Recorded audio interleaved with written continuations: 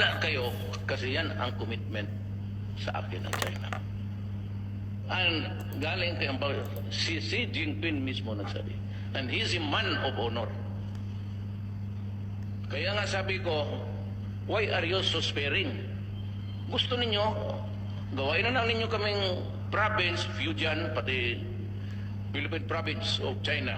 Ang pwede niyong gawin para sa aming mangingisda upang matulungan kami na hindi itaboy ng Chinese Coast Guard at para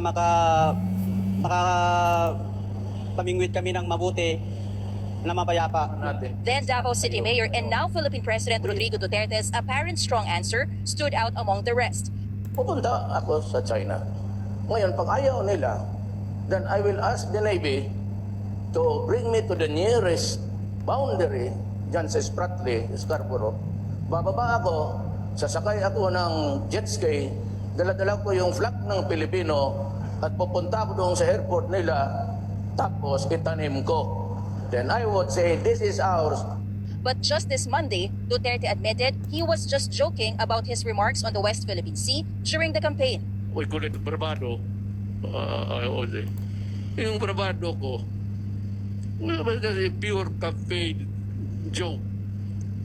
At kung naniniwala kayo sa kabila, pati na siguro si Carpio, pati si, I would say that you are really stupid. O, narinig nyo ba sabi ng demonyo? Maniwala daw kayo sa kanya. Naniwala naman ang mga DDS. So, stupid kayo.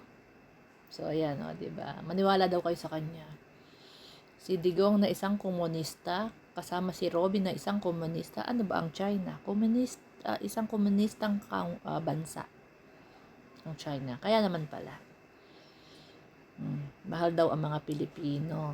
Eh, ba't mo pinagkasundo ang teritoryo at gusto mo pang maging province ng China? Mahal mo ang mga Pilipino? Sabi ng mga DDS, mahal. Ang tunay na nagmamahal sa mga Pilipino si Digong. Eh, bakit pinagpapapatay niya ang mga Pilipino? Hindi binigyan ng tamang proseso. Hindi binigyan ng ng hustisya yung mga inosente. 'Di ba? Bakit? Kung mahal niya ang mga Pilipino, bakit? Sa kanyang termino, 61 na abogado ang mga namatay na kapag against sa kanya, okay, bye-bye. Patatahimikin kita habang buhay.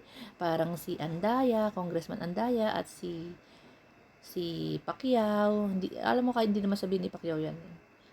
Talagang si Pacquiao ay tinakot. Baka madamay buong pamilya. Kaya ano na yan, nag-resign na lang. Bawal mag-ingay. So, mahal daw ang Pilipino. Pero ang pinagpapapatay, ang mga inuutos na patayin, mga Pilipino. So, nag-umpisa sa Davao, tapos naging buong Pilipinas na.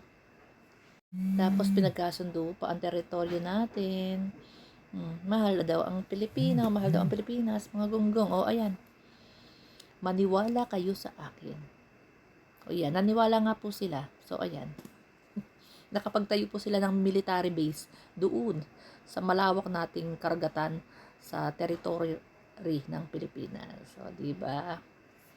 Magaling talaga ang tatay ninyo. Magaling mambudol.